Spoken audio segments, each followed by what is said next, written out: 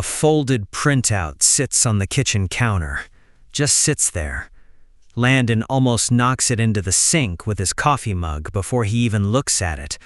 A hotel confirmation. 3 nights at a lodge up near Devil's Lake. The kind of place with a fireplace suite and a just married again package he'd paid extra for. The email had been returned. Undelivered, technically, then resent, then opened and printed and folded into quarters and shoved under a stack of grocery coupons like it was something to be ashamed of. He doesn't touch it yet. He just stands there in his socks on the cold linoleum, staring at a piece of paper that was supposed to make his wife cry happy tears, wondering why it looks like something somebody tried to hide. Francesca hadn't said much when she canceled. That was the part that stuck in him like a cleat stud. "I can't do the weekend," she told him, eyes on her phone, voice flat as a practice field in August. "Something came up." "Something came up," Landon repeated. "Fresh, can you give me more than that?" "Not right now." 3 words. That's all he got. And in a town of Larkspur, North Dakota, 3 words travel fast and mean a lot, because everybody in a town of 1,100 people knows everybody's business, except, apparently, Landon Ashcroft knew nothing about his own wife's. He coached football, had for 11 years, varsity head coach at Larkspur High, and if there was one thing the job had taught him, it was how to read what people weren't saying. A kid who says his ankle's fine but won't put weight on it during warm-ups. A lineman who suddenly can't hold his gap discipline because his head's somewhere else, some trouble at home nobody's mentioned. Landon built his whole career on catching the tell before the play broke down. He couldn't catch his own wife's. That Tuesday in the film room, he ran 3rd down red zone packages for his sophomore corner and thought about anniversary dinners instead of cover shells. Deke Monroe, his defensive coordinator, caught him staring at a paused frame of a cover 2 shell for almost a full minute without saying anything. "You good, coach?" "Yeah." Landon rubbed his jaw. Didn't look up. "Yeah, I'm fine, Deke." "You've run that same clip back 4 times. He hadn't noticed. That scared him more than he wanted to admit. A man who diagrams blitzes in his sleep, losing his grip on a Tuesday afternoon over 3 words in a folded piece of paper. Practice that Thursday went worse.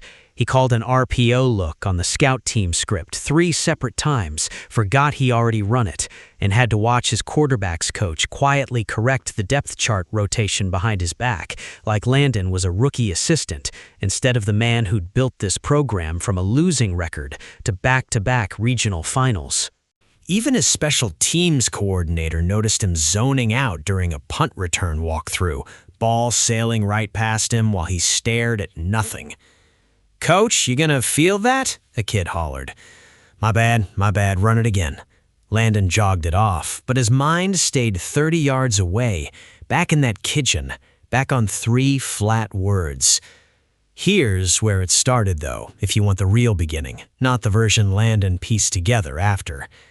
6 weeks earlier, an envelope came to the house with a return address Francesca recognized and didn't want him to see. She'd intercepted the mail that day, said she'd grab it on her way to the co-op, said it easy, said it like nothing. And what she pulled out in her car, parked 2 blocks from the house so nobody would see her face, was an overdraft notice. $412. Not the kind of number that ends a marriage, the kind of number that's just the first domino. Her father's name was on the account. Wendell Novak had been dead 14 months, and it turned out dead men still owe money, and somebody still comes looking for it, and that somebody's name was Preston Sallow. Sallow called her direct line at the co-op that first week, polite as a knife. "Mrs. Ashcroft, this account was co-signed under your maiden name. That makes it your obligation now. I'd hate for this to escalate." "It's my father's debt," Francesca had said, low, turned away from the front counter so Peg Larson wouldn't hear. "He's gone. There's no estate left to—" "There's a lien process," Sallow cut in, "and there's a lot of ways this gets uglier before it gets simpler. Your call, ma'am." She hung up, shaking, Didn't tell Landon that night, didn't tell him the next one either. By the time the second overdraft notice arrived, this one for the joint account, the one with Landon's coaching stipend and her co-op paycheck both running through it, Francesca had already made her decision. The wrong one, the proud one. She'd take it on herself, quietly, fight Salo one phone call at a time, dig into savings she didn't tell Landon she was draining, and keep her husband's head clear for a season that mattered to him more than almost anything. That's the piece Landon didn't know yet, standing in his kitchen with a returned hotel confirmation in his hand. He didn't find the first notice by looking for it, he found it by accident, the way true things get found. Reaching into Francesca's coat pocket for her keys because her truck battery was dead and hers wasn't, fingers closing around a folded slip of paper instead of a key ring. He almost put it back. Almost. He read it standing in the garage, engine oil smell thick in the air, breath fogging in the cold. Fresh? His voice cracked on her name, the one only he used, short for Francesca, a nickname from their first year married. Fresh, what is this? She came into the garage, wiping her hands on a dish towel, and her face did something he'd never seen it do before, folded in on itself. That's not... Landon, that's old. That's from my dad's stuff. It's not... It's got today's date on it. Silence, long enough that he could hear the furnace kick on in the house behind them. Okay, she said, finally, voice small. Okay, it's not old. Quick gut check before we go further. If you found out your partner had been hiding a financial fight to protect you, would you want them to tell you everything immediately, or would you understand them trying to handle it alone first? Drop a comment, tell me everything, or I'd get it. Now, back to Larkspur. The truth came out over 2 hours at their kitchen table, coffee going cold, both of them still in their work clothes. Francesca told him about Wendell's debt, about Salo's calls, about the account draining faster than her paycheck could refill it. She told him about canceling the lodge reservation, not because she didn't want the weekend. God, she'd wanted that weekend so bad it hurt, but because the deposit money was the only thing standing between her and covering next month's minimum before Salo filed for a lien on the house. "You should have told me," Landon said, not angry, just worn down, like a cleat that's been through 6 practices too many. "Fresh, I coach kids for a living. You think I don't know how to handle bad news?" "You had 2 a day starting, region championships on the line." She was crying now, not loud, just steady. "I wasn't going to hand you a financial crisis during the one stretch of the year you can't afford to lose focus." "I'd rather lose a game than lose this," he gestured between them, throat tight, "than sit here finding out my wife's been fighting a war by herself for 6 weeks. I didn't want you to see me as someone who needed rescuing." "I don't need you rescued." His voice broke properly then. "I need you honest. There's a difference, Fresh." She looked down at the returned hotel confirmation, still sitting between them on the table, and for the first time all night, she reached out and touched it. "I opened it, you know," she whispered, "read every word, the fireplace suite, the package you added. I just couldn't look at it without falling apart.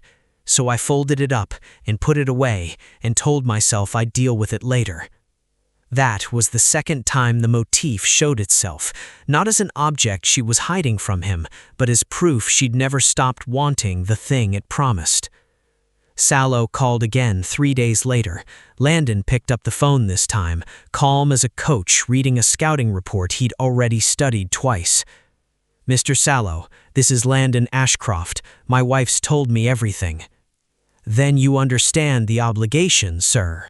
"I understand my father-in-law's dead, and you're trying to squeeze a widow's daughter for a debt she didn't sign on to knowingly. I understand there's a process for disputing co-signed accounts on deceased estates, and I understand we're starting that process Monday morning with a lawyer in Devil's Lake, not with you." A pause on the line. You're right, Mr. Ashcroft. Damn right it is. Landon's jaw was tight. And don't call this house again unless it's through counsel. Francesca watched him from the doorway, dish towel forgotten in her hands, something loosening in her chest she hadn't felt in 6 weeks. Word got around town anyway, the way it does. Peg Larson cornered Francesca at the diner counter the following week, coffee pot in hand, voice pitched low. Heard you two had some trouble with a debt collector? We're handling it, Francesca said, and meant it this time. Not the old kind of handling, the alone kind, but something steadier. Good. Peg topped off her cup without being asked. Man loves you enough to call some stranger in a suit and threaten him over the phone, honey. That's a man worth keeping around. Francesca laughed for what felt like the first time in weeks. Yeah, he is. They fought it together after that. Really together. Pulling Wendell's old paperwork, driving to Devil's Lake twice to sit across from an estate attorney who specialized in exactly this kind of collections overreach, splitting the stress the way partners are supposed to split it, 50-50, instead of one person carrying it alone in a parked car 2 blocks from home. Turned out the cosign clause Salo leaned on didn't hold up the way Meridian Recovery Solutions claimed it did. Turned out, proud people make bad negotiators, but 2 proud people working the same side of the table make a pretty good team. It took another month to fully clear. Landon sat in on every call after that first one, not missing a single one, not during 2-a-days, not during the region's semi-final week, not once, because somewhere between the garage and the kitchen table, he'd figured out that being present for the hard stuff was the whole job, not a distraction from it. The rescheduled trip happened in late October, once the season wound down and Salo's letters stopped coming. New confirmation email.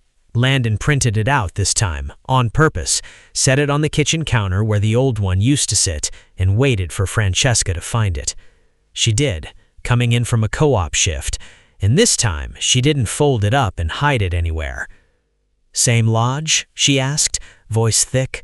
Same fireplace suite, same package. He pulled her in, chin resting on top of her head.